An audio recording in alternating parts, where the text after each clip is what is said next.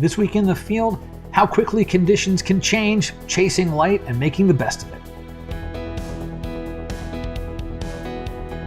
Hi everyone, I'm Scott Davenport. Welcome to In the Field. Thanks for joining me today. Today's topic is all about changing conditions. This is something that landscape photographers need to deal with. We need to be able to adapt. Before I share my story, I want to hear about your stories. If you've got an interesting tale of changing conditions and you're out trying to capture a landscape, and how did you adapt? Did you come away with a photo that you really liked? Let me know. Drop a note in the comments, or if you want to keep it private, you can contact me through my email. It'd be interesting to hear what others have done in similar situations. So for my story today, it began meeting up with my friend Spencer. We record a podcast called Photographers in Cars. We went to do a set of recordings, and there was absolutely nothing going on in the location that we had picked. Just completely empty sky. Nothing we could find in the foreground. We were hoping for some boats on this particular section of the San Diego harbor area. Didn't work out. As we're finishing up the recording, we turned around and looked and saw, there's something going on in the west. There's something in the clouds. So we rushed on over to the ocean side of things and did a shoot. And so let me share some of that footage with you right now. I'm down here in Pacific Beach, Crystal Pier behind me. I'm going to see about getting that into frame, doing a long exposure. There's going to be black and white part of this project I'm doing. I'm going to be breaking out long filters. So I got to do a little scouting around. I want to try to get both the pier, the ocean, the nice clouds going on in the sky, but also what makes Crystal Pier interesting is it's got these, these houses, and they're actually for rent. I believe they're hotel rooms out on the pier, so you actually sleep out over the ocean.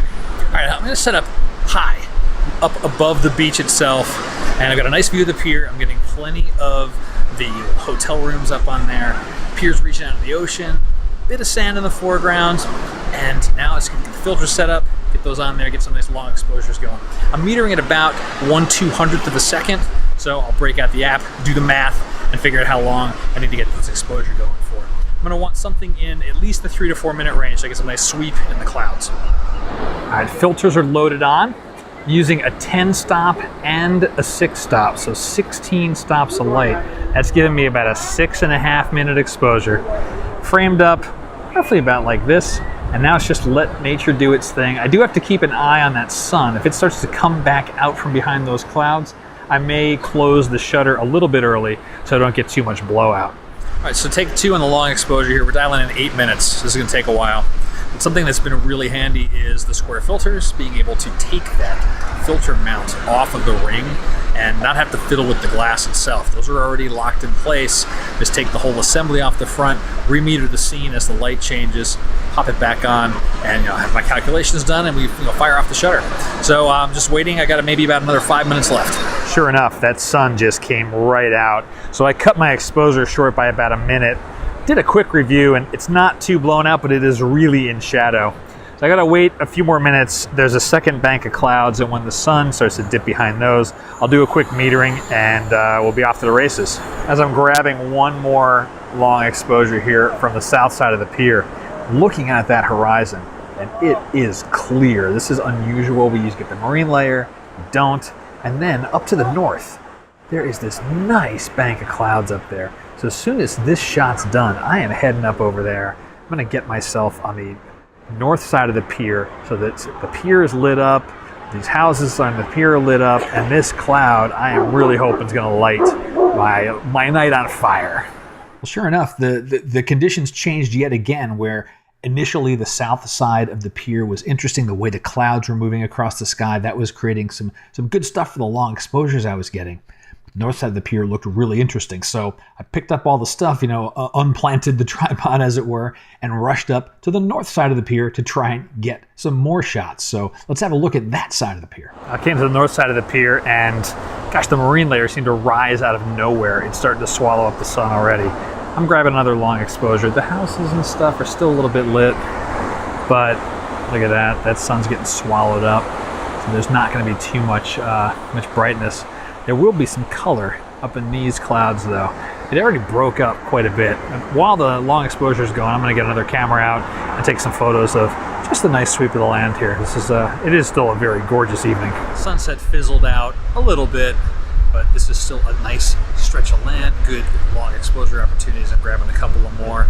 The sun's just dipping beneath the ocean now. And yeah, all in all, it's a good day. And then the marine layer came in and swallowed up the sun. There was this little last gasp of a sunset that didn't afford the sunshine the opportunity to light up the underside of that cloud bank. And that's how it goes sometimes. I still came away with several photos that I'm happy with. I think the bones of them are pretty good. I've got one that I have partially processed. I'm still fiddling in the shadow areas some, which probably won't translate to the video. But this is a pretty good one. It's probably one I'm going to keep in color.